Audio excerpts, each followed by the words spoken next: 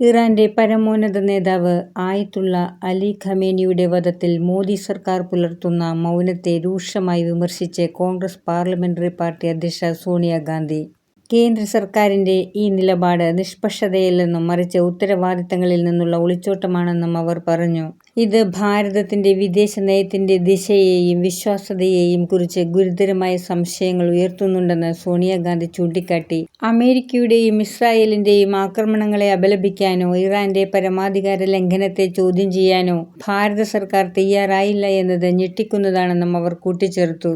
പരമാധികാരത്തെയോ അന്താരാഷ്ട്ര നിയമത്തെയോ പ്രതിരോധിക്കാൻ ഭാരതം തയ്യാറാകാത്തത് നമ്മുടെ വിദേശ നയത്തിന്റെ വിശ്വാസ്യതയെ ബാധിക്കും. ലോകത്തിലെ ഏറ്റവും വലിയ ജനാധിപത്യ രാജ്യം ഇത്തരം പ്രവൃത്തികൾക്കെതിരെ പ്രതികരിക്കാതിരിക്കുന്നത് അന്താരാഷ്ട്ര മാനദണ്ഡങ്ങളുടെ തകർച്ചയ്ക്ക് കാരണമാകുമെന്നും അവർ പറഞ്ഞു. ഖമേനി കൊല്ലപ്പെടുന്നതിന് 48 മണിക്കൂർ മുമ്പ് മാത്രമാണ് പ്രധാനമന്ത്രി മോദി ഇസ്രായേൽ സന്ദർശിച്ച് ബെഞ്ചമിൻ നെതന്യാഹുവിന് പൂർണ്ണ പിന്തുണ അറിയിച്ചത്.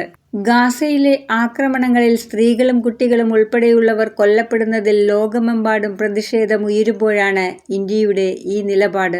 റഷ്യയും ചൈനയും ഉൾപ്പെടെയുള്ള ബ്രിക്സ് പങ്കാളികൾ അകലം പാലിക്കുമ്പോൾ ഇന്ത്യ നൽകുന്ന ഈ പരസ്യ പിന്തുണ ആശങ്കാജനകമാണെന്ന് സോണിയാഗാന്ധി പറഞ്ഞു.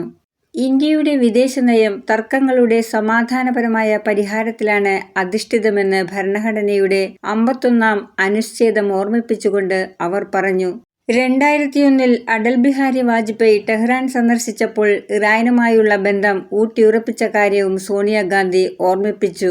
ഗൾഫ് മേഖലയിൽ ഏകദേശം 1 കോടിയോളം ഇന്ത്യക്കാർ ജോലി ചെയ്യുന്നുണ്ട്. മുൻകാലങ്ങളിൽ ഇറാഖിലും സിറിയയിലുമുണ്ടായ പ്രതിസന്ധികളിൽ ഇന്ത്യക്കാർക്ക് സുരക്ഷയൊരുക്കാൻ കഴിഞ്ഞത് ഇന്ത്യയുടെ സ്വതന്ത്രമായ വിദേശ നയം കൊണ്ടാണ്. എന്നാൽ ഇപ്പോൾ ഇന്ത്യ ഒരു പക്ഷം ചേരുന്നത് ഗൾഫിലെ ഇന്ത്യക്കാരുടെ സുരക്ഷയെ ബാധിക്കാനിടയുണ്ട്. പശ്ചിമേഷ്യയിലെ അസ്ഥിരത ഇന്ത്യയുടെ തന്ത്രപരമായ താൽപര്യങ്ങളെ നേരിട്ട് ബാധിക്കുന്ന വിഷയമാണെന്നും പാർലമെന്റിൽ ഇത് ചർച്ച ചെയ്യണമെന്നും സോണിയാഗാന്ധി ആവശ്യപ്പെട്ടു. വസുദൈവ കുടുംബകം എന്നത് വെറുമൊരു മുദ്രാവാക്യമാകരുത്, മറിച്ച് നീതിയോടും സംയമനത്തോടുമുള്ള പ്രതിബദ്ധതയാകണം. ഇന്ത്യക്ക് ശബ്ദം മാത്രമല്ല നഷ്ടപ്പെട്ടിരിക്കുന്നതെന്നും മൂല്യങ്ങൾ അടിയറവ് വെച്ചെന്നും അവർ രൂക്ഷ ഭാഷയിൽ വിമർശിച്ചു. ദി ഹിന്ദുവിൽ എഴുതിയ ഇന്ത്യയുടെ ശബ്ദം കേൾക്കാൻ ഇനിയും വൈകിട്ടില്ല എന്ന ലേഖനത്തിലായിരുന്നു സോണിയാഗാന്ധിയുടെ വിമർശനം. സ്വന്തം രാജ്യത്തിന് വേണ്ടി രക്തസാക്ഷിത്വം വരിച്ച 2 പ്രധാനമന്ത്രിമാരുടെ കുടുംബത്തിലെ അംഗമായ സോണിയാഗാന്ധിയെ വിദേശിയെന്ന് പറഞ്ഞ് ആക്ഷേപിക്കുന്ന BJP നേതാക്കളോട് ഇറ്റലിയിൽ ജനിച്ച സോണിയാഗാന്ധിക്കുള്ള രാജ്യസ്നേഹം പോലും നിങ്ങൾക്കില്ലാതായല്ലോ. സ്വാതന്ത്ര്യസമരത്തിൽ പങ്കെടുത്ത ഒരു നേതാവ് പോലുമില്ലാത്ത RSS എന്ന പ്രസ്ഥാനത്തിനും BJP എന്ന പാർട്ടിക്കും പണ്ടേ തന്നെ സവർക്കറെ പോലുള്ളവർ ബ്രിട്ടീഷുകാർക്ക് മാപ്പെഴുതി കൊടുത്ത പാരമ്പര്യമല്ലേ ഉള്ളത്.